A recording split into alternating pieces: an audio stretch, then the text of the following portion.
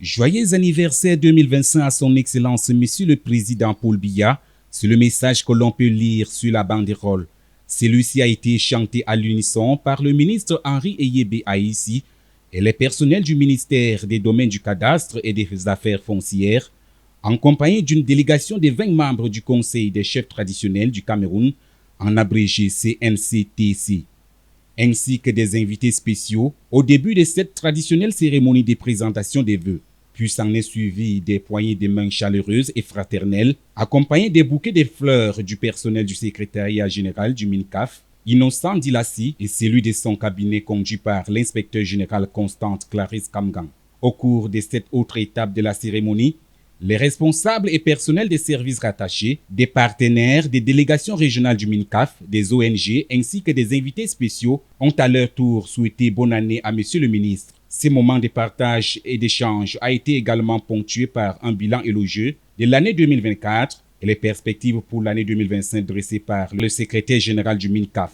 Comme résultat engrangé, l'on note entre autres la lutte contre la corruption et les arnaques des usagers, la sécurisation permanente des limites du territoire national, notamment les frontières Cameroun-Nigeria et Cameroun-Tchad, et l'assainissement de la procédure de l'obtention du titre foncier. Cet événement solennel a été couplé aux assises spéciales pour l'appropriation des innovations du budget de l'État 2025 et leurs implications pour le MINCAF. À cela, il faut ajouter l'opérationnalisation des lettres circulaires du 9 février 2025 et autres relatives au renforcement de l'implication des chefs traditionnels dans la gestion du domaine national au Cameroun. Cette édition 2025 a permis donc de partager, d'annoncer la signature d'une nouvelle lettre circulaire qui fait des chefs de premier et de deuxième degré des acteurs davantage impliqués.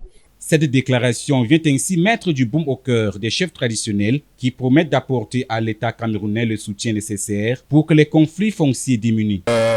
Nous remercions le ministre d'abord de nous avoir invités à cette cérémonie de présentation de vœux et surtout l'engagement qu'il a de nous remettre au cœur de la gestion foncière au Cameroun. Pendant la cérémonie, le ministre Henri Eyebe Aïssi a recommandé à ses collaborateurs de travailler plus que par le passé pour une amélioration significative des performances et de faire de son département ministériel une administration responsive. Deux mots-clés, comment contribuer à maximiser, optimiser la participation, la contribution du MINCAF au recouvrement, à la collecte des recettes dans le secteur du MINCAF foncière, cadastrale, patrimoniale et autres. Comment également sécuriser ces recettes-là par des procédures appropriées. Le budget 2025 a eu des innovations. Il s'est agi de permettre à tous les personnels à différents niveaux, personnels administratifs, ceux en charge des recettes en particulier, à travers les délégués départementaux, de prendre la pleine mesure des attentes. Par la même occasion, le ministre Eyebe Aïssi a remis des décorations du chef de l'État au récipiendaire du 20 mai 2024. Au nom du président de la République, et en vertu des pouvoirs qui nous sont conférés, nous vous faisons officier de l'ordre du mérite camerounais.